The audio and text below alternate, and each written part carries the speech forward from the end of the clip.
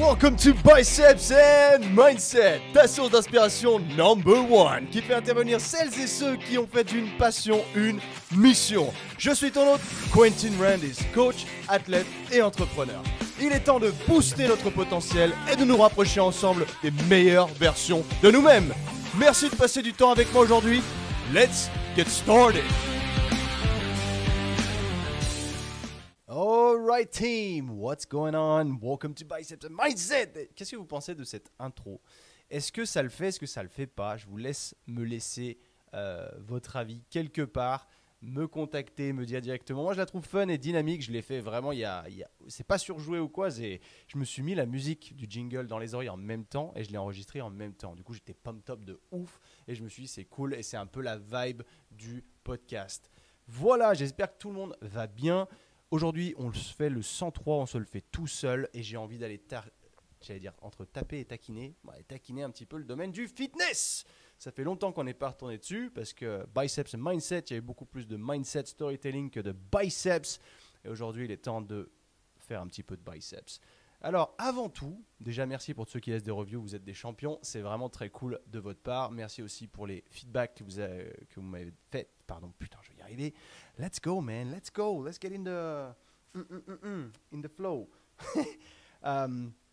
Pour les feedbacks que vous avez fait sur l'épisode 101 et 102, donc les interviews avec Eric Flag et Guillaume Briand, c'était très cool. J'ai pris beaucoup de plaisir à faire ces interviews, c'était super sympa. Il faudrait que je fasse un peu plus de ça d'ailleurs, mais c'est en réflexion. On verra si on trouve un peu plus de monde avec des sujets pertinents, parce que du monde, j'en ai plein. Mais discuter de manière pertinente, c'est autre chose. Parce que tu sais, c'est toujours le truc de tu crées du contenu, il faut être régulier, donc il faut poster toutes les semaines. Mais encore une fois, tu vois, mec, si je me force à taper du podcast toutes les semaines, mais qu'au final, c'est creux et qu'il y a rien à en retirer, quel intérêt de se dire j'ai fait 4000 podcasts, mais du coup, c'est un peu une coquille vide, tu vois. Donc le but, c'est vraiment quand je fais un épisode, c'est soit il y a un sujet en particulier, soit il y a un truc qui m'est arrivé dans ma vie qui m'a tellement impacté que je pense que le fait de vous le retranscrire, ça peut vous apprendre des trucs autant que ça m'en a appris. Donc ça peut être pas mal. Mais là, avant toute chose, déjà, je vais citer une petite review parce que vraiment, vous me faites trop plaisir quand vous faites ça. Et moi, je veux vous mettre en avant aussi dans ce sens. C'est que, voilà. Alors, celui-là, il est de Gwen. Excellent podcast. Merci encore pour le 5 étoiles, parce que je vous avais dit, j'ai 5 étoiles sur Apple Podcast, mais j'ai 4,9 sur Spotify. Donc, pas merci au mec qui m'a pas mis beaucoup d'étoiles. J'aime beaucoup écouter ce podcast. Certains sujets abordés m'intéressent plus que d'autres. Ok. C'est très varié et c'est ça aussi qui est cool. Que ce soit les épisodes solo ou avec d'autres, on retrouve le franc-parler, la spontanéité, la générosité de Quentin et ses digressions. Mais c'est tout ce qui en fait le charme. Je recommande vivement. Merci Gwen, c'est super cool de ta part. Merci infiniment. Prenez le temps. Enfin, je veux dire, même si ça prend 17 secondes. Enfin, je veux dire, vous n'êtes pas obligé de mettre des paragraphes et des paragraphes. Si vous le faites, c'est encore mieux. De toute manière, plus c'est long. Non, pas plus c'est bon, mais dans le sens où je le dirai en entier, en tout cas sur le podcast. Donc, que ce soit court ou long. Anyways, let's get right into it. Donc, aujourd'hui, ce que je voulais taquiner, si tu veux, c'est qu'il y a deux sujets qui sont revenus pas mal dans le milieu du fitness. Pour moi, en tout cas, pour ma part, c'est que tu sais, j'ai fait une vidéo sur YouTube il y a longtemps qui s'appelle Full Body vs Split. Et ça prend encore, c'est une vidéo qui rank encore. Donc, c'est une des seules vidéos qui fait encore des vues sur YouTube. J'ai dû faire 50 000 vues dessus. Ça doit être mon plus grand succès, si tu veux, sur les réseaux sociaux en termes de vues. Mais du coup, c'est toujours plein de polémiques dans le sens où là, ce qui est bien, c'est qu'on est sur le podcast, donc je peux m'étaler. Tu vois, j'ai pas de rush à faire, j'ai pas de couper des choses ou autre. Là, je peux te dire clairement pourquoi il y en a un qui est mieux que l'autre et pourquoi vaut mieux pas faire l'un ou l'autre. Tu vois, il y a ça. Et il y a une deuxième chose aussi dont je vais parler, c'est l'entraînement à l'échec. Parce que l'entraînement à l'échec, mec, j'ai fait un réel il y a pas longtemps où je fais des tractions aux anneaux. Et le problème, encore une fois, de ces réels, c'est qu'il faut condenser en tellement petit, en 1 minute, pour ramasser un maximum de contenu. D'informations, et c'est impossible. En fait, si tu veux, pour moi, te parler de l'échec là-dedans, c'est débile parce que j'ai pas pu aller au bout de mes pensées. J'ai juste donné un message très rapide en disant, en gros, si on te dit de faire 6 reps et que tu t'arrêtes à 6 reps, alors si tu as bien choisi tes poids, c'est cool, mais si tu as mal choisi tes poids et qu'on te dit, ok, bon, on va rentrer là-dedans vite fait, on va en faire une petite bulle. Si je te dis, allez, tu as un programme, là, tu fais 3 fois 6 reps. Tu sélectionnes tes poids, au début tu n'es pas certain, donc tu fais tes 6 reps, tu arrives au bout des 6 reps, t'en as un petit peu chié, mais pas tant que ça. Et du coup, tu lâches parce que tu te dis, ah ben dans le programme, c'est écrit 6 reps. Mais c'est là où en fait, c'est une connerie. Donc il faut continuer à pousser. Et là où ce qui intervient aussi, c'est mais est-ce qu'il faut aller à l'échec, tu vois?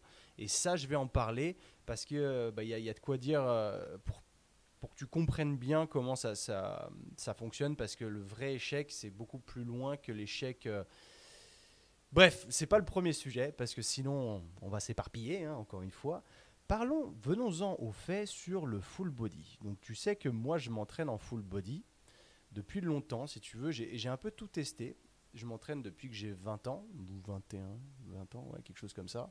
Alors au début, évidemment, je te refais pas tout un speech, mais au début, c'était moi pour le foot américain. Et évidemment, quand tu vois que tu commences à prendre des formes et que dans le miroir, tu commences à aimer ce que tu vois, bah, ça motive d'autant plus. Alors, tu te dis, bah, je vais continuer à en faire parce que ça paye, quoi. Et du coup, je n'avais pas trop de structure. Et au départ, je m'entraînais, moi, avec un coach américain du foot US. Donc, lui, il nous coachait sur des séances de muscu. Donc, si tu veux, moi, mes toutes premières séances de muscu, il y avait déjà du squat, du bench, du clean, des trucs comme ça. Enfin, ce qui est débile en soi, hein, parce que le clean, quand tu commences et que tu n'en as jamais fait et qu'on ne te fait même pas spécialement travailler en technique, parce que le coach, il a juste récupéré un programme d'une université américaine, mais lui-même, il gère pas trop bien les cleans, ça, c'est complètement stupide. Mais c'est comme ça que j'ai commencé à m'entraîner, si tu veux. Donc forcément, j'ai pas la même approche, parce qu'après, donc je me suis mis là-dedans, et très rapidement, donc je suis parti vivre aux États-Unis. Et là, j'étais complètement paumé. Je savais pas comment fallait s'entraîner, mec. J'étais vraiment perdu. Et c'est là où il y a une amalgame énorme, enfin dans le sens où une confusion plutôt. C'est que tu sais, la plupart des gens commencent et ils ont ok, on va faire le body split. C'est vraiment un jour bras, un jour pec, un jour dos, machin, tout ça. Je vais t'expliquer tout ça. Pourquoi est-ce qu'on fait, enfin que c'est rentré dans les mœurs, c'est que c'est comme ça qu'on l'instruit à l'heure d'aujourd'hui. Mais c'est vrai que de par mon background, moi, je suis arrivé, avant de faire mes études en fitness, entre guillemets, les diplômes, les machins, blablabla, bah, je ne savais pas ce que c'était un split, quoi. J'en avais aucune idée, mais c'est ça où je suis en train de penser là maintenant, c'est vrai que c'est complètement con, mais c'est vrai. C'est débile, enfin, j'ai jamais eu ce truc en premier. La plupart des gens commencent, ils font ça. Moi, on me l'a pas inculqué au départ, du coup, je ne savais même pas. Mais bref, du coup, je vais aux États-Unis et je m'entraîne déjà en full body, mais je fais n'importe quoi. Tu vois, je fais du full body avec 40 000 exercices, ça prend 2 heures, il n'y a aucune intensité, il n'y a aucune stratégie dedans. Tu sais pas tes rep range, tu sais pas les charges, tu sais pas tes exos polyarticulaires, tes isolations. En fait, si tu veux, je sélectionnais un peu tout le gym, toutes les machines. Pas vraiment toutes les machines, enfin j'ai essayé de faire 100 machines déjà, enfin je m'entraînais à Planet Fitness à Brooklyn et je faisais un peu n'importe quoi. Je vais pas te mentir, quand je suis tombé sur mon tout premier programme il y a pas très longtemps, j'ai fait what the fuck, c'était quoi ce programme sans déconner. Et je le filais à des potes autour, tu vois, parce que c'était 2013 et je débutais un peu, quoi. Mais étant donné qu'au début, quand tu commences à t'entraîner, peu importe ce que tu fais, tu prends quand même des résultats parce que ton corps, il comprend pas trop ce qui se passe, donc il a cette capacité d'adaptation et de changement rapide au début, surtout les 2-3 premières années. Bah, c'est là où j'ai déjà pris des gains. Les gens me disent putain, t'es musclé, tu t'entraînes comment, blabla. Et en fait, c'est là où ça n'a aucune pertinence. Parce que tu vas voir des gens comme ça qui s'entraînent depuis 3 ans, qui sont très musclés, mais c'est parce qu'ils ont eu tous leurs newbie gains. Et en fait, peu importe la manière de s'entraîner, bah, ça aura marché. Mais la nuance, elle va arriver sur le full body ou le split, en fait. C'est que une fois que tu vas dépasser, si tu veux, ce cap-là, des 2-3 ans, entre guillemets, c'est là où les problèmes vont arriver. Les problèmes sous différentes figures, bien évidemment, mais ce que je veux dire, c'est surtout au niveau de ta progression. C'est que peu importe ce que tu as commencé, au début, enfin, sauf si c'est compliqué, parce que si déjà tu es coaché dès le début et que tu sais ce qu'il faut faire et que tu fais ça bien, là, il n'y a pas de souci. Mais avec des mots de newbie comme moi au départ, tu vois, j'ai fait du full body un peu foireux, je faisais moyennement de squat parce que ça me plaisait pas trop. J'étais un peu dans le truc, ouais, je fais du foot américain, donc j'ai pas trop besoin de faire du squat. Et en gros, à New York d'ailleurs, je suis en train de penser, j'ai pas squatté une seule fois sur les 6 mois que j'ai fait à New York. J'ai fait peut-être un peu de presse, tu vois, que des machines en fait, mais j'ai jamais fait d'exo vraiment fonctionnel polyarticulaire à proprement parler, poids libre plutôt. Parce que c'est vrai que ce genre de gym commercial, c'est un peu, j'ai pas envie de dire de conneries, mais c'est un peu limite l'équivalent de Keep Cool, quoi. Donc c'est beaucoup de machines, beaucoup de trucs guidés, ce genre de choses. Et c'est vrai qu'à l'époque, j'y connaissais tellement rien que, comme je te disais, je faisais des séances à rallonge avec tout et n'importe quoi et je finissais avec un circuit abdominaux. Donc c'était vraiment le classique blabla, quoi. Mais si tu veux, donc pour rentrer un petit peu dans le milieu de... Ah attends, je vais t'expliquer quand même comment j'ai switché. Parce qu'après, je suis parti à Sydney. Et c'est là où j'ai fait mes études dans le fitness. Et là, je suis tombé avec mes collègues de boulot. Donc moi, je sais même plus, tu vois, comment je m'entraînais à cette époque-là. Mais c'est là où, du coup, avec mon coloc, celui que tu connais, du coup, bah, c'est lui qui m'a mis vraiment au bodybuilding avec des routines de split. Donc c'est comme ça que je suis rentré là-dedans. J'ai commencé à l'époque, tu n'avais rien sur les réseaux sociaux ou très peu. Même, enfin, ce que tu avais sur moi à l'époque, je regardais Mark Fit, mec, sur YouTube. J'étais un fanboy absolu. Et ce qui est hyper drôle que je dise ça, c'est que je porte un de ces t-shirts là maintenant.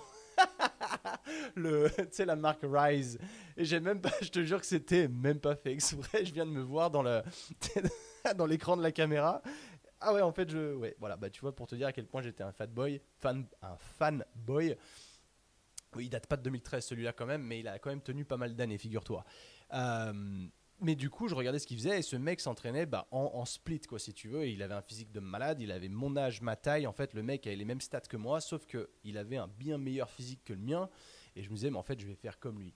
Et j'ai commencé à faire du split avec mon coloc, j'ai fait du split aussi.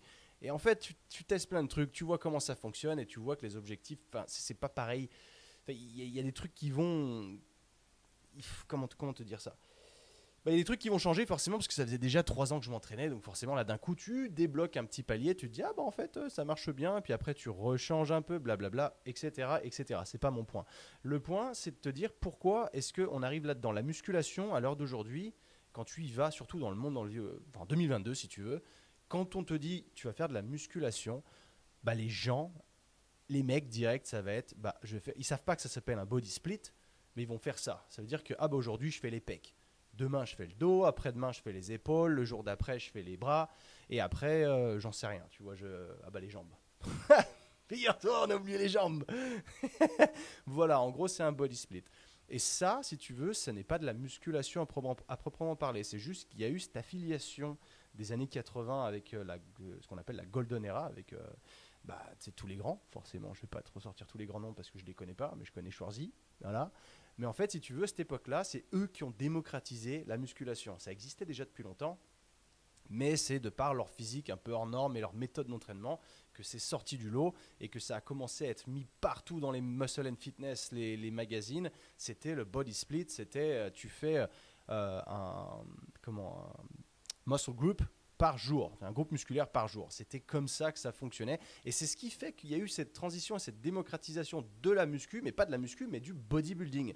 Et ce qui fait que les gens, ils n'allaient pas à la salle pour faire de la muscu, ils allaient à la salle pour faire du bodybuilding. Ce n'est pas la même chose. Tu vois, la musculation à proprement parler, c'est le renforcement du corps humain, du renforcement musculaire, qui peut être pour telle ou telle raison, tu vois, de sortie de blessure, ou j'ai besoin d'être plus fort pour faire ci ou ça, tu vois, pour mon travail, pour mon sport ou autre.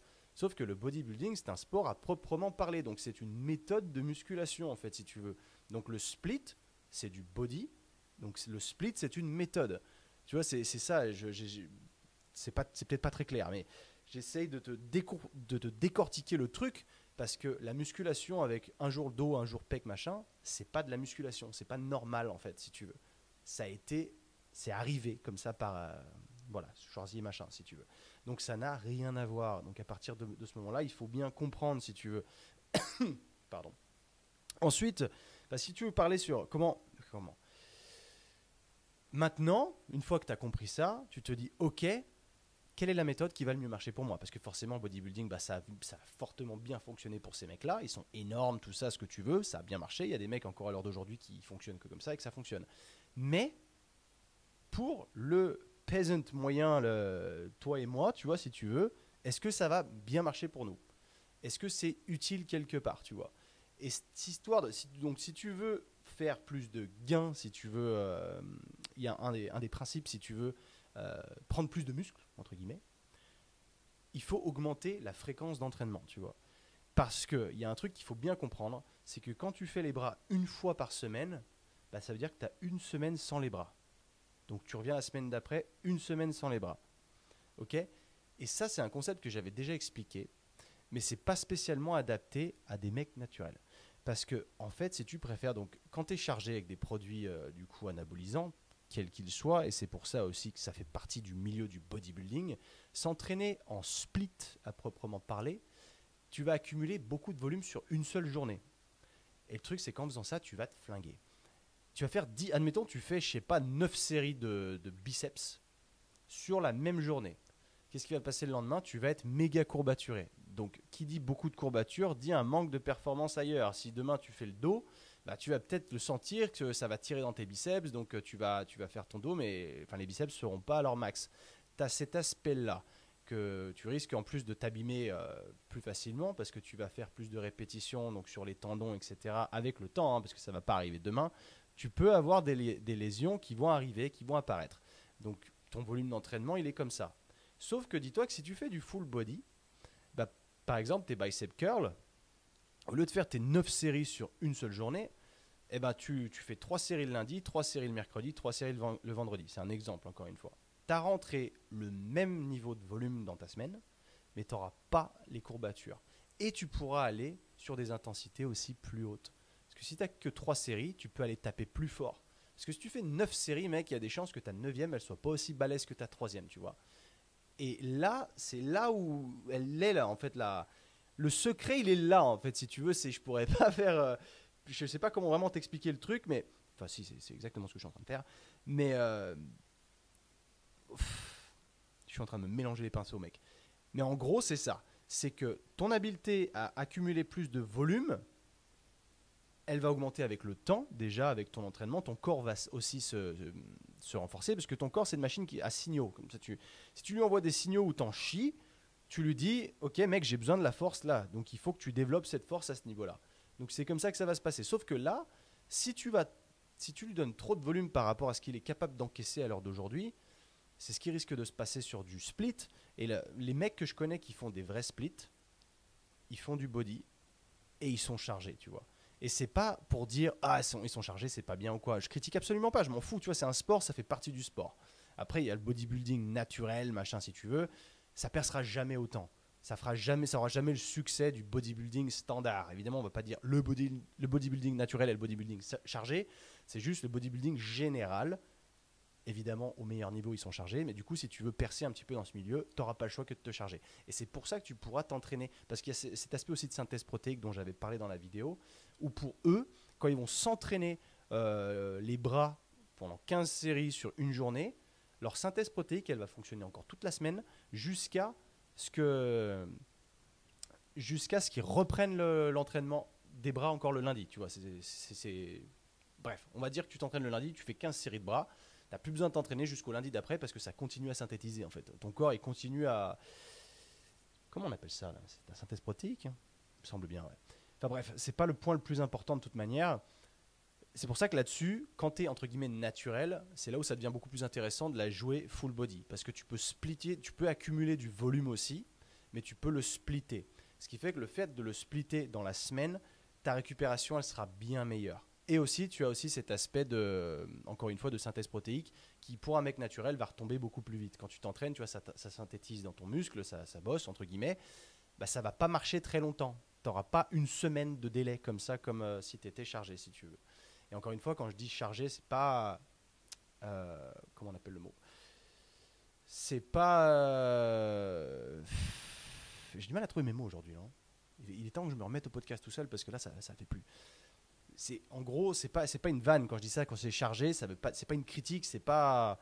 Putain, je retrouve pas le mot. Bref, en gros, évidemment que je suis complètement tolérant du truc et vous faites ce que vous voulez, il n'y a aucune critique de dire ouais, machin, c'est pas une chasse aux sorcières de ce que je suis en train de dire, c'est pas machin est chargé, machin ne l'est pas. Et je trouve qu'à l'heure d'aujourd'hui, c'est beaucoup mieux accepté que ça ne l'était il y a quelques années où tout le monde se cachait, il y avait des fake natifs partout qui te promettent la lune avec des programmes de merde qui fonctionnent pour eux parce qu'ils sont chargés, bien évidemment. C'est là où il faut se dire, parce que tu as à la fois les produits et à la fois tu as la génétique derrière. Donc forcément, ces mecs-là, je ne vais pas citer de nom, mais il y en a beaucoup plus à l'étranger qu'en France de toute manière. Mais tu vois tout de suite, je veux dire, il faut pas être bablé, se dire je vais acheter son programme, je vais être comme lui, tu vois. Mais en gros, c'est ça. Si tu veux, pour là-dessus, il faut que tu utilises plusieurs intensités, plusieurs rep ranges pour faire plus de gains. Donc, il y a plusieurs facteurs que tu peux modeler au sein de ton entraînement. Tu as la fréquence, justement, comme je te disais, tu as l'augmentation du volume après petit à petit, et tu as aussi aller chercher dans les rep ranges. Donc, c'est les rangées de répétitions, si tu veux. C'est pour ça que quand tu fais du full body, par exemple, admettons que tu fais 3 exos, je vais te citer, par exemple, à l'époque où je faisais du DUP. Donc le DUP, ça consistait donc justement à travailler les exos de base, donc les exos polyarticulaires, donc tu avais le squat, le bench et le deadlift, mais tu les faisais dans des rep ranges différentes tous les jours. Et ça fonctionne super bien pour les mecs naturels justement. Parce que tu avais un exo qui était en power, littéralement sur du 3 reps, tu avais un exo qui était en force, et qui est sur du 6 reps, quelque chose comme ça, et tu avais du volume, donc qui est entre 8 et 10. Et là, c'est complètement différent. Et tu fais ça, un jour c'est le bench en power, un jour c'est le deadlift en power, un jour c'est le squat en power. Tu fais ça genre 3 fois par semaine, tu as déjà un programme, mec. C'est simple as. Voilà, un powerlifter, de toute façon, il utilisera principalement que ces 3 exercices-là. Mais même pour de la muscu, ça marche très très bien. Donc, on appelle le power building, mais ça, c'est encore un terme marketing inventé. Et je vais boire un petit coup vite fait. Parce que là, j'ai la gorge qui s'assèche, il s'avère que je parle un petit peu vite. Mais en gros, il y a tous ces facteurs-là à prendre en compte, si tu veux. Mais pour du full body, ce qui va se passer aussi, c'est que... Enfin, là, je ne sais pas si ça vraiment ça fait le sens, parce que je suis en train de regarder. Parce que, évidemment, le terme full body fait peur. Quand j'en parle autour de moi ou autre, quand il y a des gens qui me demandent comment je m'entraîne, et que je dis full body, là, mais attends, tes entraînements, du coup, ils durent 3 heures, machin. En fait, non. C'est beaucoup plus simple que ça, réellement. Mes entraînements, il y a 5 exos dedans, et puis du conditionnement physique, tu vois. C'est aussi simple que ça, 5 exos. Quelque part, comme ça dépend des jours. Des fois, il y en a 6, des fois, il y en a 5, des fois, il y en a 4. Ça dépend vraiment du format aussi. Donc, simplement, j'explore des rep ranges. Et c'est ça qui est important. Tu vois, il y a toujours de la force, il y a toujours du volume, et il y aura toujours même ce qu'on appelle de l'endurance, donc au sein de ton conditionnement physique. Donc, ce qui fait que tu explores. Parce que ton corps, pour qu'il réagisse, il faut lui envoyer différents signaux, si tu veux. Si tu lui donnes tout le temps la même chose à faire, que de la force, au bout d'un moment, tu atteins un plateau, tout simplement, tu ne pourras plus progresser là-dessus. Donc il faudra changer tes rangées de répétitions pour lui dire « Oh putain, c'est quoi ce stimulus? Je comprends pas, j'ai pas l'habitude de congestionner comme ça. D'habitude, je fais que des petites répétitions. Là, je suis fatigué. Là, tu me fais tourner le cardio. Comment ça se passe ?» Parce que réellement, quand tu fais du squat et que tu tapes 10 reps et que tu vas j'allais dire à l'échec, mais on n'y est pas encore. Mais en gros, que tu vas en chier si tu veux, en faisant du squat comme ça, tu vas bien transpirer. Alors que si tu faisais 2 reps, c'est complètement là différent. Admettons que tu as l'habitude de travailler en 4 reps, 4-5 reps, que de la force. Bah, le jour où je te dis, bah ok, là tu stagnes, tu n'arrives plus à prendre en force, tu vas dropper un peu tes charges et tu vas faire des 10-12 reps. Bah là, tu vas ramasser, ne serait-ce qu'au niveau de tes muscles, mais surtout au niveau de ton cardio. Parce que là, tu vas rien comprendre, parce que tu vas avoir besoin de développer une certaine endurance que tu n'avais pas auparavant. Et ça, le fait de développer cette endurance-là, potentiellement, ça va se transférer après quand tu vas retourner sur de la force, tu seras meilleur. Donc c'est comme ça qu'il faut la jouer. Donc tu as ces différents points sur lesquels tu peux jouer. Et voilà. Et je me suis pris 2-3 notes histoire de me souvenir de tout ça. Donc là, si tu as compris, parce qu'après il existe encore une fois différents formats. Tu vois, tu as le half body qui fonctionne aussi très très bien, le push-pull legs et le full body. Enfin, pour moi, il n'y a que ces 3 formats qui fonctionnent vraiment bien. Le split, c'est, voilà, comme je te disais, c'est pas optimal en fait. C'est pas optimal de fracasser les jambes, de faire un jour jambes, bah, le lendemain, tu pourras plus marcher. Et c'est pas des signaux positifs. Quand tu es courbaturé, ça veut dire que ton corps il a reçu trop et qu'il n'arrive pas à récupérer, qu'il en chie. Les gens aujourd'hui, ils pensent que quand ils sont bien courbaturés, c'est que ça a bien marché. Et j'ai été comme ça moi-même, hein. J'ai fait la même erreur. J'étais pareil. J'étais, oh putain, trop bien, je suis grave courbaturé, c'est top. Sauf qu'à l'heure d'aujourd'hui, si je prends des courbatures de ouf, là, je me remets en question. Je me dis, il y a un truc, j'ai mal fait. J'ai fait le con. Et ça, tu devrais pas en fait être méga courbaturé. Évidemment, au tout début, si tu t'entraînes, tu t'es jamais entraîné ou autre, ou tu t'es pas entraîné depuis 3 ans, j'en sais rien, quand tu t'y remets, oui, tu vas ramasser un petit peu. Ça, c'est clair. Mais c'est pour ça qu'il faut y aller hyper progressivement, parce que sinon les blessures elles arrivent comme ça, elles s'installent comme ça, les tendinopathies, ce genre de délire, tu sais, les lésions aux tendons, etc. Ça arrive comme ça arrive doucement en fait, c'est une petite saloperie qui s'installe, si tu veux, ça vient pas du jour au lendemain, c'est pas un claquage, c'est pas ton muscle qui pète ou quoi, c'est une petite inflammation qui s'installe tranquillement, puis après pour t'en débarrasser, bah, c'est des années de mauvais travail en fait qu'il faut rectifier. Et le souci il est là, mec. Et ça, c'est pour ça que quand tu fais une journée jambes, ce que je trouve complètement stupide, parce que du coup, tu vas le faire une fois par semaine, tu vas détester cette séance parce que tu vas dire putain, vas-y, encore, je pourrais pas marcher pendant 3 jours, et après, je vais y retourner. Tu vois, il y a tellement de mèmes sur Instagram avec des reels pour faire rire tout le monde, after leg day, machin, et t'as les mecs qui rampent, ils arrivent plus à marcher. Ben, c'est pas normal. Ça veut pas dire que t'as bien bossé, tu vois. C'est pas normal.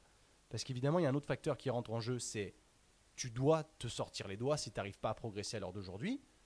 Tu dois te sortir les doigts. C'était le message que j'avais dans mon réel à moi quand j'ai fait les tractions lestées. Ça ne veut pas dire va à l'échec à chaque fois, ça veut dire tu dois te sortir les doigts. Et ça, c'est quelque chose qui ne doit pas être pris à la légère parce que les gens pensent en chier, mais tu peux généralement pousser parce que c'est souvent ton mental qui subit et qui lâche avant tes muscles.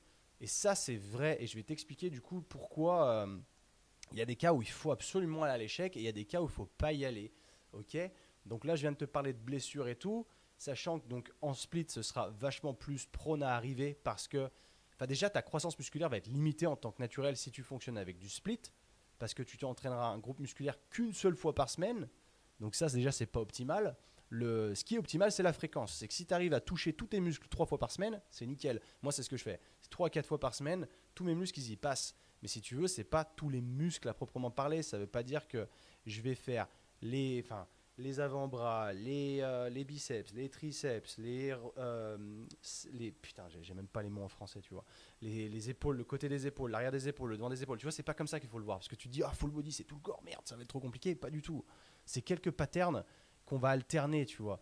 Et tu vas la jouer comme ça. Ce qui fait qu'un jour, tu vas faire, je sais pas, un bench press. Le lendemain, tu vas faire une poussée verticale. Tu vois, tu seras toujours sur de la presse à proprement parler, mais tu seras pas dans le même angle.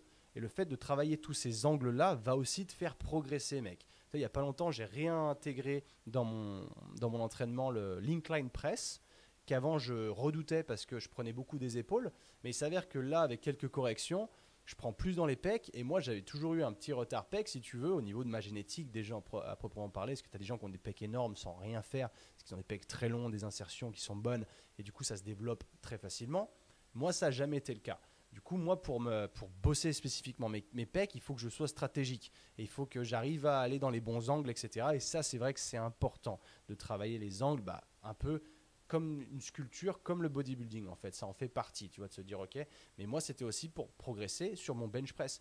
De dire si je suis fort vertical, si je suis fort à 45, à 90 sur un bench normal, il y a des chances que je prenne en force aussi si je suis fort sur toute ma poussée. Parce que je renforce tout le pivot de mon épaule. Tu vois, ton épaule, elle est attachée autour d'un pivot, c'est circulaire autour quand tu pousses. Du coup, si tu es fort sur toutes ces amplitudes-là, il y a des chances que tu deviennes plus fort sur ton bench normal aussi, tu vois. Et c'est comme ça que je le vois. Il faut être stratège et il faut réfléchir un petit peu aussi. Parce que c'est l'étude de ton corps, mais c'est aussi quand tu vas à la salle et que tu ne sais pas quoi faire, essaie de visualiser les choses. Tu touches un peu tes muscles et tu vois là où ils s'insèrent. Et tu te dis, OK, alors comment je fais? Alors pour que ça fonctionne, pour les faire travailler, il faut que tu les étires et que tu les contractes. Donc à partir de ce moment-là, quand tu as compris ça, tu te dis ok, si je vais dans ces positions-là, je sens que ça tire. Et là, je remonte là, je sens que je le contracte le muscle. Voilà. C'est aussi simple que ça. Et là entre en jeu la fameuse contraction volontaire. Parce que quand tu arrives à contracter volontairement un muscle, ce sera beaucoup plus facile derrière de le stimuler. Parce que forcément, si tu pousses que dans le vent, ton muscle à proprement parler, il va un peu bosser. Mais tu as des fibres qui vont rester complètement inactives parce que tu n'as pas le contrôle dessus. Et c'est là où il faut se dire, il faut que je contrôle avec mon cerveau, de se dire, c'est ma connexion muscle-esprit, le mind-muscle connection, qui est réel. Okay. Ensuite, quand on passe, je suis en train de m'éparpiller vraiment, mais c'est pas mal parce que c'est du contenu quand même qui est important et je pense que tout le monde devrait passer par là dans son entraînement, au moins de savoir ces fondamentaux-là. Enfin, c'est même plus que des fondamentaux aujourd'hui, mais je veux dire, si déjà tu comprends tout ça, il y a des chances que tu sois débloqué dans ton entraînement assez rapidement. Ensuite, en ce qui concerne l'échec, donc ça c'est l'échec évidemment, il y en a pour tout le monde, il y en a pour tous les goûts si tu veux, parce qu'il y a des études qui sont contradictoires, il y en a pour les deux, donc il faut pas aller à l'échec, il faut aller à l'échec, il faut pas aller à l'échec, il faut aller à l'échec. Respire un petit peu, on va essayer de réfléchir intelligemment si tu veux, au lieu de se dire il faut pas y aller, on m'a dit il faut pas y aller. Déjà il faut comprendre ce que c'est l'échec, parce que tu as l'échec technique et tu as l'échec musculaire. Déjà l'échec musculaire c'est quand ton muscle il est claqué, il est vraiment mort. Donc là, tu es en zone rouge. L'échec technique, c'est à partir du moment à laquelle ta répétition ne ressemble plus à rien. Ça veut dire que tu peux continuer à pousser, mais que c'est plus très beau. Tu vois ce que je veux dire? C'est que ça commence à être pas incroyablement incroyable. Et ça arrive avant l'échec musculaire. Tu vois ce que je veux dire? De là, ce qu'il faut comprendre, c'est que oui, il y a des cas où il faut aller à l'échec. Non, il y a des cas où il ne faut pas aller à l'échec. On va parler, donc tu as deux types d'exercices à l'heure d'aujourd'hui. Tu vas avoir les compounds, donc les exercices polyarticulaires qui sont des deadlifts, des squats, des bench, overhead press, ce genre d'exercices-là. Tu m'excuseras pour les termes en anglais, mais écoute, le problème des termes en français, c'est qu'il y en a plusieurs à chaque fois parce qu'ils savent pas ce que c'est. Tu vois, genre l'overhead press, bah, c'est une presse au-dessus de la tête. C'est un développé épaule, mais il y en a qui vont l'appeler développé militaire. On ne sait pas pourquoi. Tu vois, c'est ce que je veux dire. C'est que pour ça, aux États-Unis, c'est overhead press et c'est tout. C'est squat. Et pour le squat, on l'appelle bien squat, tu vois. Pourtant, les Espagnols l'appellent sentadilla, tu vois. Mais nous, on appelle ça le squat. On a pris le nom anglais, tu vois. On pourrait dire flexion, des flexions. Des flexions. Tu vois. Et encore, pour eux, des pompes, des push-ups, ça se dit flexiones. Donc, tu vois, dans tous les pays, ça part en vrille. C'est pour ça que je préfère rester sur les termes anglo-saxons. Et puis, c'est ceux que j'ai appris de toute manière. Donc, excuse-moi pour le franglais, mais tu me connais depuis le temps. Et tu as les exercices d'isolation. Donc, un polyarticulaire, par définition, c'est polyarticulation. Donc, ça veut dire qu'il va utiliser plusieurs articulations en même temps. Forcément, quand tu fais ton squat, bah, tu as tes chevilles, tes genoux, tes hanches qui vont bosser. À partir de là, ok. Après, évidemment, ça va plus haut avec la charge, comment on les répartit, etc. Mais je veux dire, tu as déjà au moins 3 articulations qui vont être sous pression, en tension, en stress. L'isolation, c'est une seule articulation. Donc, par exemple, bah, on prend toujours l'exemple du curl biceps, du bicep curl, parce qu'évidemment, il n'y a que l'articulation du coude qui rentre en jeu à ce niveau-là. Et là, la logique, elle arrive là. C'est que l'échec, déjà, tu comprends ce que c'est l'échec technique et tu comprends ce que c'est l'échec musculaire. Donc là-dessus, quand tu fais un squat, par exemple, tu vas aller jusqu'au bout de ce que tu peux faire. Donc là-dessus, il faut aller viser l'échec technique. Ça veut dire qu'à partir du moment où tu sens que la dernière rep que tu fais, elle n'est pas terrible, parce que tu as lâché ton engagement musculaire à un certain niveau, là, c'est là qu'il faut arrêter. Ce n'est pas un échec musculaire, mais c'est un échec technique, là. Et quand tu as compris ça, tu sais quand t'arrêter. Mais il faut en chier quand même. Il ne faut pas se dire, bah, je vais jusqu'au bout, c'est pas grave, je me donne tout. Parce que le problème qu'il y a sur un exopolyarticulaire comme ça, une fois que tu as passé la barre de l'échec technique, ça veut dire qu'il y a certains muscles qui répondent plus pareil et qui lâchent, en fait, qui tiennent plus, si tu veux. Donc ça veut dire qu'ils vont, pour t'autoriser ton corps, pour qu'il te laisse faire une rep de plus, il doit mettre en jeu d'autres muscles qui vont compenser le manque du muscle qui a lâché. Tu vois ce que je veux dire? Eh bien c'est ça. Là tu as ta réponse, en fait, si tu veux. À partir du moment où tu as compris ça, tu sais que dès qu'il y a un échec technique, tu arrêtes. Sur le polyarticulaire, en tout cas, tu arrêtes comme ça et c'est comme ça que ça fonctionne. Et c'est débile de dire ça. C'est comme ça que ça fonctionne. fais ce que tu veux. Hein. Mais en gros, c'est ça. C'est qu'il ne faut pas te dire, ok, alors je fais du squat. Déjà, j'ai moyennement envie de faire du squat. C'est dur, machin, mais c'est écrit dans le programme du coach. Donc, je fais quoi? Je fais mon squat. Il m'a dit combien de reps? Il m'a dit, ok, 6 reps. Ok. Alors, je prépare ma charge, machin. Je fais ma première rep. Je sens que c'est trop léger. Alors, je fais quoi? Hein? Telle est ta question. Alors, ça dépend trop léger à quel point. Moi, je suis toi, j'en fais une. Je sens que c'est trop léger, je la repose, je charge plus. Ça, c'est mon conseil numéro 1. Sinon, tu continues à faire tes reps. Ok, bon, je sens que j'en ai plus. J'arrive à 6 reps. Le squat, c'est dur, machin. Dans mon programme, c'est écrit 6 reps. Du coup, je repose la barre et c'est bon, j'ai fait un set. Ça, non. Ça, tu laisses tes gains sur la table si tu fais ça. Là, tu as fainéantisé et tu n'as pas respecté le principe que je t'ai parlé juste avant. Tu dois en chier. C'est con, hein, mais tu dois en chier. Ça veut dire que tu ne travailles pas assez dur. You're not working hard enough. Tu vois ce que c'est? Ça, on le voit partout et c'est une réalité. Bon, évidemment, les mecs super chargés qui te disent « Ouais, vous ne travaillez pas assez dur ». Alors, quelque part, il n'a pas tort. Lui, il a travaillé dur aussi, parce que ce n'est pas parce qu'il est chargé qu'il n'a pas travaillé dur, tu vois. Il y a pas de... Tu ne peux pas enlever des mérites non plus, parce qu'un mec qui charge, ça veut dire qu'il a une ambition plus élevée qu'un mec naturel. Alors, prends ça avec des pincettes. Mais en gros... Si tu te charges, c'est qu'il y a peut-être un objectif précis derrière et que tu veux être un bodybuilder ou je ne sais quoi, mais tu veux atteindre un niveau plus haut que le niveau naturel. Ça veut dire que tu es aussi prêt à te sortir les doigts de ouf, parce que sinon, ça vaut pas le coup, quoi, si tu veux. Parce que forcément, tu injectes un petit pouvoir magique de se dire, ok, en fait, tu donnes ton âme au diable, enfin, tu fais un pacte. Tu vas pas mourir plus tôt, pas forcément, si c'est fait intelligemment, blabla. Encore, je suis pas un grand connaisseur sur la question. Mais tu vois ce que je veux dire. Du coup, j'en reviens là où j'en étais, je me souviens plus. You're not working hard enough. Voilà, tu ne travailles pas assez dur. Donc, ce qu'il fallait faire, là, c'est de se dire, ok, je continue à pousser. J'ai passé mes 6 reps, je continue parce que je sens que j'en ai encore dans le réservoir, je peux y aller. 7 reps, ça devient très dur. 8, ça devient vraiment très dur. 9, je la pousse tant bien que mal, mais je sens que là, mon engagement, il est pas ouf. Mais je me dis que musculairement, peut-être ça passe. Bah non, tu lâches là. Tu la laisses ici. C'est nickel. Ça, tu prends pas de risque. Tu prends pas de risque, mec. Le ratio risque-bénéfice, c'est toi qui le dirige. Et là, en l'occurrence, tu es à la limite. Si tu veux te fumer, tu continues. Si tu veux pas te fumer, t'arrêtes. Moi, j'ai vu tellement, ça arrive beaucoup moins souvent sur le squat que sur le deadlift, parce que le squat, quand t'es coincé dessous, tu vois. T'es en bas, tu peux plus remonter. C'est ok. Tu lâches la barre et tu te débrouilles. Et ça m'est déjà arrivé de me blesser là-dessus. Hein. Le deadlift, par contre, c'est là où il y a le plus d'erreurs et de blessures, parce que c'est là où les gens vont trop loin. Ils vont au-dessus de ce fameux échec technique, si tu veux. Qu'est-ce qui se passe ? Je fais mes deadlifts, ils sont pas mal, mais je commence à en chier. Et là, j'ai mon dos, je le sens plus trop engagé, tu vois. Je sens que l'engagement dorsal, il est plus terrible, mais j'arrive encore à lever. Donc là, ça veut dire qu'il y a une compensation qui se fait.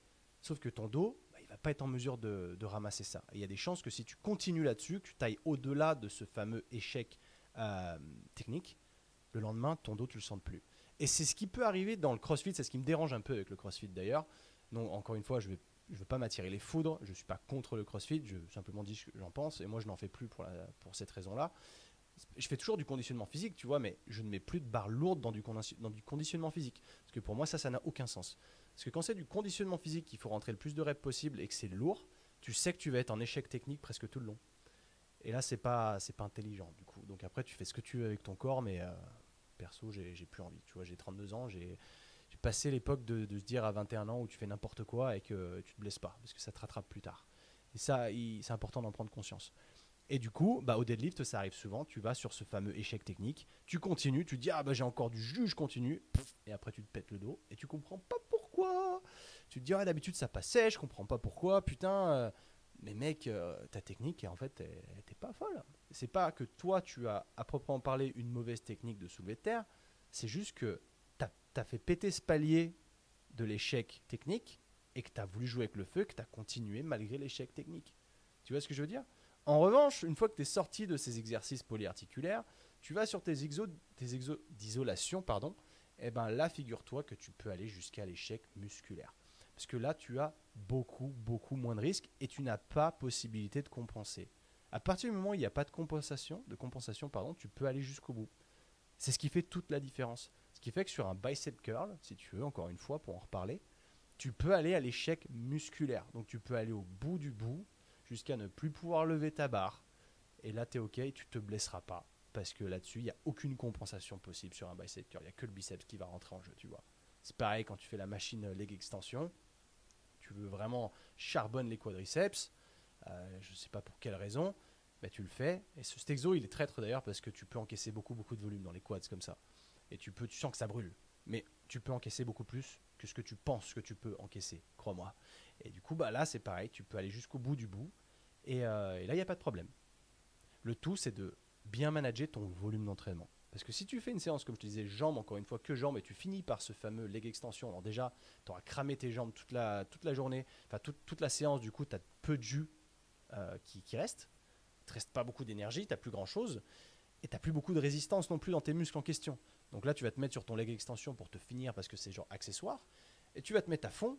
Je peux te garantir que là, en te mettant à fond à l'échec musculaire, tu iras pas si loin que si tu le faisais sur un full body un autre jour et que tu n'avais pas encaissé toute cette quantité de volume sur les mêmes muscles sur la même séance.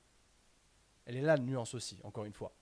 C'est que là, derrière, en jouant en full body, tu aurais pu faire mieux, en fait. C'est que là, tu fais moins bien, vu que tu le fais qu'une seule fois par semaine, tu fais moins bien parce que tu as encaissé déjà beaucoup trop de volume pour tes jambes et tu pourras plus marcher pendant 3 jours. Et crois-moi, si je te dis ça, c'est pas anodin, c'est parce que j'y suis passé, gros.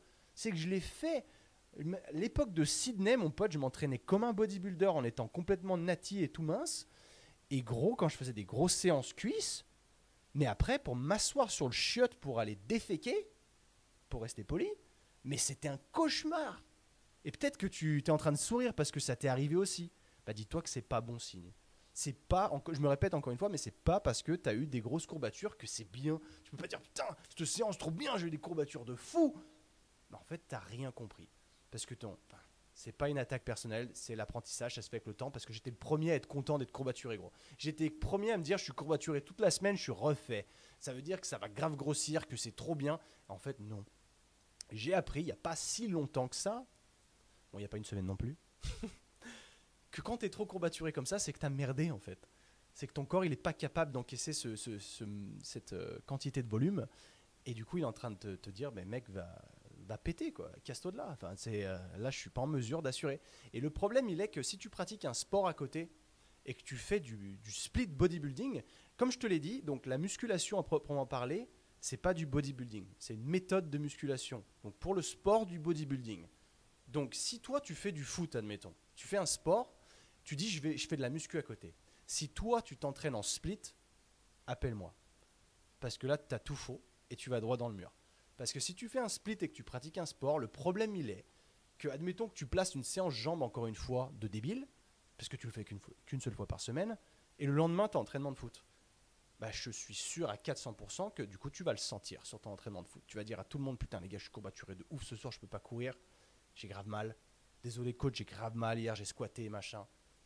Ouais, cool, ils vont te dire ouais c'est pas grave, tu bosses dur, c'est bien. En fait t'as rien compris gros.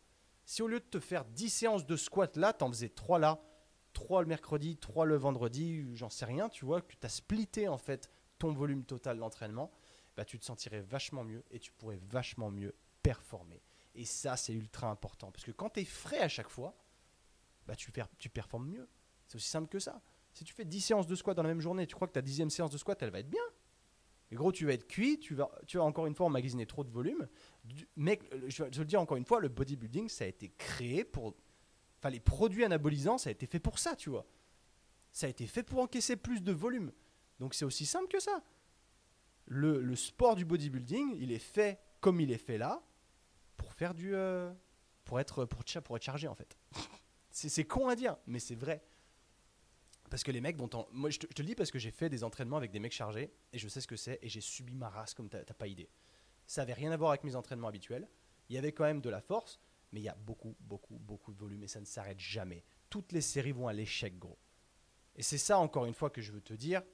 Toutes tes séries, quand toi tu décides d'aller à l'échec musculaire, amène pas toutes tes séries à l'échec musculaire. Amène que ta dernière série. Genre, t'en fais 4.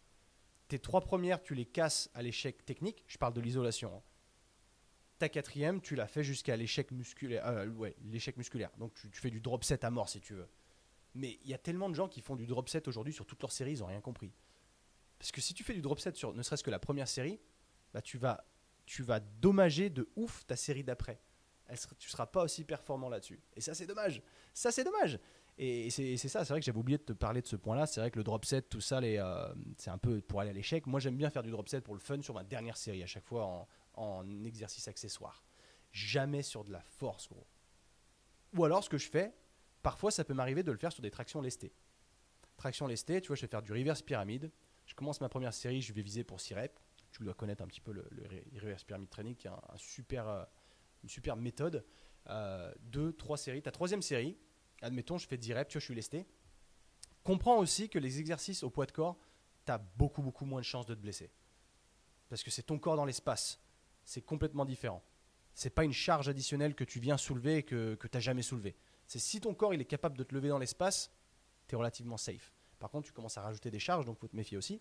Mais par exemple, ce que je vais faire sur ma dernière séance de traction, je ne vais pas le faire tout le temps, mais ça peut arriver, tu as l'envie de... Voilà, tu dis, je me sens chaud aujourd'hui. Ma dernière série, c'est... comment ? Je finis par 10 reps, admettons, à peu près 10, 11, je sais pas, je vais jusqu'au bout. Je drop ma ceinture de lest et je pump it up. Je fais autant de reps que je peux à poil. Pas littéralement, mais sans la charge additionnelle, tu vois. C'est mon drop set. Je vais peut-être pas aller jusqu'à installer des élastiques pour me dire putain, là vas-y, là je me déleste carrément pour rentrer encore plus de volume. Je pourrais, mais ça m'intéresse pas, c'est chiant après. Donc tu sais que l'entraînement devient chiant. Quelque part, faut se remettre en question parce que sinon on tient pas sur le long terme. Bref, c'est une petite parenthèse ça aussi. Et je vais pas épiloguer là-dessus parce que sinon on en a encore pour une autre heure. Là on est déjà à 45 minutes. Et je t'avoue que quand j'ai pris mon sujet, je me suis dit 20 minutes c'est plié. Mais ça, en fait, je te donne la même salade à chaque fois et je n'apprends pas. Je suis débile, je n'apprends pas parce que je sais qu'à chaque fois, je pars en vrille. Mais quelque part, c'est cool, tu vois. Je me dis qu'il y a quand même de la valeur là-dessus et c'est intéressant parce que j'ai réussi à globaliser ce fameux full body split et l'entraînement à l'échec et comment mieux progresser, tu vois. Donc de faire 3 sujets en un limite pour pas faire un épisode de 5 minutes toutes les 2 secondes et puis comme ça au moins t'es bien imprégné, t'es bien dedans, t'es prêt à écouter. Ok. Mais je crois on n'est pas trop mal là en termes de tout ça, on n'est pas trop mal. Là-dessus, je vais plugger rapidement. Tu connais la Playbook Academy. Playbook Academy, c'est mon bébé, tu vois, c'est mon système de coaching, ma méthode d'entraînement hybride qui est ouf, que j'ai emmagasiné mes 12 ans d'entraînement et je les ai mis là-dedans, si tu veux, en fait, si tu préfères. Il y a beaucoup de théories et il y a une méthode d'entraînement à suivre. Et c'est top. Mais à côté de ça, pour vraiment globaliser, enfin donner une image à ce système-là, j'ai créé un branding, comme tu l'as vu avec le hybride, tout ça. Et j'ai créé une ligne de vêtements de sport. Et c'est Black Week. Et c'est tout en méga promotion, si tu veux. Donc si tu veux me choper un truc, c'est cool, ça fait aussi plaisir. C'est genre, tu soutiens le podcast si jamais tu t'entraînes pas. Si tu t'entraînes, t'es pas encore chez les hybrides, t'as le droit quand même de le porter. C'est ok, mais il faut t'entraîner correctement. Mais du coup, si tu veux, j'ai envie de faire fabriquer une 3e saison. Et moi, je ne prends rien de tout ce qui se vend sur le site web. Je ne récupère rien. C'est tout réinvesti pour la saison d'après, si tu veux. Parce que je fais pas ça pour l'argent, je fais ça pour le fun. C'est du kiff pour moi de faire des vêtements comme ça, c'est cool. Et j'ai pas encore, j'ai pas l'audience, si tu veux, pour en faire un business vraiment à proprement parler. Donc je préfère que moi-même et les membres et les personnes externes qui sont intéressées veuillent y goûter, parce que c'est du bon produit. C'est moi qui fais tout, si tu veux, le sizing et tout, le choix des matériaux, blablabla, etc., etc. Donc voilà, si tu veux choper un truc, il n'y a pas besoin de code ou quoi, c'est tout entre moins 20 et moins 40%. C'est teamhybrids.fr, donc team T-E-A-M, hybride H-Y-B-R-I-D-S.fr. Et c'est aussi simple que ça. Et si tu veux faire une commande, laisse un petit mot, ça me fera toujours plaisir. Je rajoute toujours des cadeaux dans les commandes parce que je liquide un maximum et puis ça me fait plaisir. Vous me soutenez, je vous soutiens, je vous le rends comme je peux. Et déjà à travers le podcast qui est free. Il ne viendra pas payant ce truc là, de toute façon ça ne sert à rien de faire payer un podcast, après sinon personne ne viendra l'écouter. Mais en tout cas, merci à tous d'être là jusqu'au bout. Prenez le temps de faire une review si jamais il y a moyen. Allez checker le site Team Hybrids. Si aussi vous avez besoin d'une méthode d'entraînement là tout de suite pour changer votre vie, et c'est radical, parce que là je vais prendre en main le truc davantage, je vais y mettre plus d'énergie à l'avenir. Je vous expliquerai pourquoi, mais vraiment pas tout de suite parce que c'est loin d'être fait. Mais je vais donner plus de ma passion encore là-dedans. Et je suis en train de faire développer une application mobile pour la Playbook Academy. Et là, ça va être le feu, mec. Ça va vraiment être le feu. J'ai vraiment hâte. J'ai envie de construire une communauté soudée. On a déjà une communauté qui est là, mais je veux vraiment qu'elle grandisse, qu'elle soit plus balèze, qu'on puisse tous communiquer les uns avec les autres, qu'on s'entraîne les uns avec les autres, qu'on puisse même se voir en real life. Et au moins une fois par an sur un meet-up, un petit meeting. Et puis voilà. That's about it for me today. Merci à tous d'avoir passé du temps avec moi ici. J'espère que vous avez appris quelque chose. Si c'est le cas, partagez, c'est hyper important. Et on se voit bientôt. Allez, peace!